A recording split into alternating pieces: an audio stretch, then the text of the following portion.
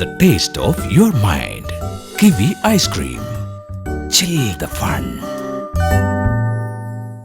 യുപിയിൽ 4 മാസത്തിനിടയിൽ അജ്ഞാത സംഘം വെടിവെച്ചു കൊന്നത് 2 പ്രമുഖ ഹിന്ദുത്വ നേതാക്കളെയാണ്. അത് ചെറിയ സംഭവമൊന്നുമല്ല. ഇന്ന് നടന്നിരിക്കുന്ന സംഭവം ഞെട്ടിപ്പിക്കുന്നതാണ്.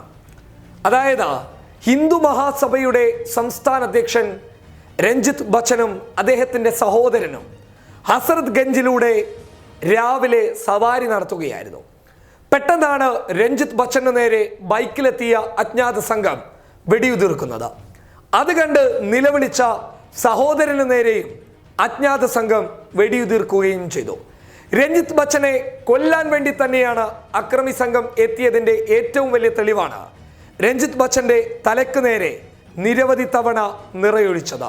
ഒടുവിൽ രഞ്ജിത്ത് ബച്ചന്റെ സഹോദരൻ വെടിയേറ്റ് നിലവിളിച്ചപ്പോൾ ആളുകൾ ഓടിക്കൂടിയെത്തി രഞ്ജിത്ത് ബച്ചന്റെ സഹോദരനെ ആശുപത്രിയിലെത്തിച്ചു. പക്ഷേ രഞ്ജിത്ത് ബച്ചൻ തത്സമയം മരണപ്പെടുകയും ചെയ്തു.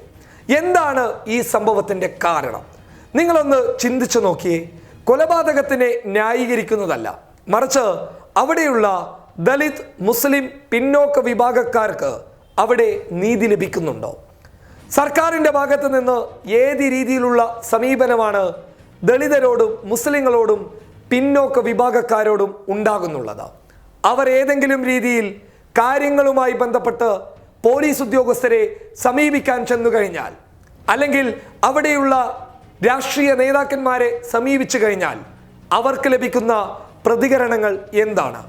ദളിതരുടെ അവസ്ഥയാണെങ്കിൽ അതീവ കഷ്ടം തന്നെയാണ്. കാരണം സവർണ ഫാസിസത്തിന്റെ തേർവാഴ്ച നടക്കുന്ന യുപിയിൽ ബ്രാഹ്മണന്മാർ അല്ലെങ്കിൽ യോഗിയുടെ ആളുകൾ ദളിതരെയും പിന്നോക്ക വിഭാഗക്കാരെയും നോട്ടമിട്ട് വേട്ടയാടുന്നത് നമ്മൾ പരസ്യമായി തന്നെ കണ്ടതാണ്. മുസ്ലിങ്ങളുടെ അവസ്ഥ എന്താണ്? പൗരത്വ ഭേദഗതി നിയമവുമായി ബന്ധപ്പെട്ട് തെരുവുകളിൽ മാന്യമായി പ്രതിഷേധിച്ചാൽ പോലും പോലീസ് എത്തി ലാത്തി വീശുകയും കസ്റ്റഡിയിലെടുത്ത് ക്രൂരമായി മർദ്ദിക്കുകയും ചെയ്യുന്നു. അങ്ങനെ അവിടെയുള്ള മതേതരത്വ വിശ്വാസികളുടെ എല്ലാ പ്രതീക്ഷകളും അവസാനിച്ചു പോകുമ്പോൾ അവർ അവസാനമായി ചെയ്യുന്ന ഒരായുധമായി കൂടെ ഇങ്ങനെയുള്ള വെടിവെപ്പുകൾ, അതായത് സഹികെട്ട പൊതുജനം പ്രതികരിക്കാൻ തുടങ്ങിയിരിക്കുന്നു എന്നർത്ഥം.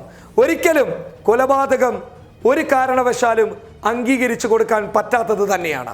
പക്ഷേ പൊതുജനങ്ങൾ ഇത്രത്തോളം വലിയ പ്രതിസന്ധി അവിടെ നേരിടുമ്പോൾ അവർ ഹിന്ദുത്വ നേതാക്കന്മാരെ വേട്ടയാടി പിടിച്ച് കൊല്ലുന്നു എന്ന് നമ്മൾ സംശയിക്കപ്പെടേണ്ടതില്ലേ?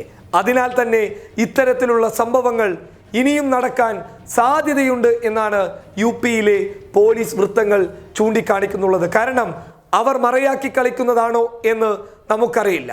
പക്ഷേ നിലവിലെ സാഹചര്യത്തിൽ ഇതുപോലെയുള്ള സംഭവങ്ങൾ ഉണ്ടായെങ്കിൽ വലിയ അത്ഭുതമൊന്നുമില്ല എന്നാണ് ഞങ്ങൾക്ക് പറയാനുള്ളത്. എന്തായാലും കൊല്ലപ്പെട്ടത് ഹിന്ദു മഹാസഭയുടെ സംസ്ഥാന അധ്യക്ഷനായതുകൊണ്ട് തന്നെ വലിയ രീതിയിലുള്ള പ്രശ്നങ്ങളാണ് ഹസ്രത്ത് ഗഞ്ചിലും അവിടെയുള്ള പരിസരങ്ങളിലും നിലനിൽക്കുന്നുള്ളത്. News desk public Kerala.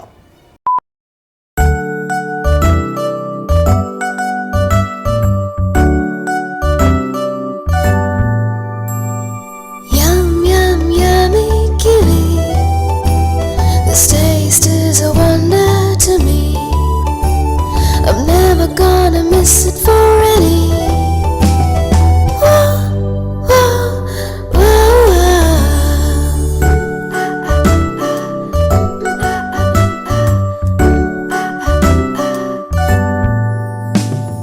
Yum, yum, yummy kiwi.